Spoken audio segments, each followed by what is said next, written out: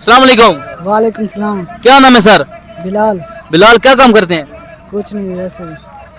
कुछ भी नहीं करते? कपड़े शपड़े नहीं पहनते, खाना शाना नहीं खाते, वॉशरूम नहीं जाते?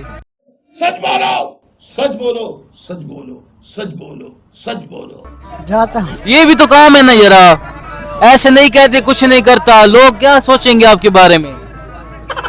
कुछ नहीं सोचेंगे, क्या यार सोचते तो रहे होंगे पे ये भाई कोई भी काम नहीं करता। कुछ नहीं करता। अच्छा, स्कूल भी नहीं पढ़े? स्कूल पढ़ाऊँ 5। 5? ये तो यार फिर तो बड़ी अच्छी बात है यार, फिर तो आप किसी अच्छी पोस्ट पे आपकी जॉब भी लग सकती है। लग सकती है तो ठीक है। फिर मैं लगवा दूं आपको जॉब अच्छी सी। लगती तो मैं खुद ना लगवा लेता, मैं खुद ये उठा के फिर होता। अच्छा, आप शेर व शायरी भी बड़ी मजेदार सुनाते हैं, करते हैं, बिस्मिल्लाह करें। शेर। हाँ, जोर से, ऐसे पता चले बिल्कुल औरतों की तरह नहीं, मर्दों की तरह। केड़ा सुना?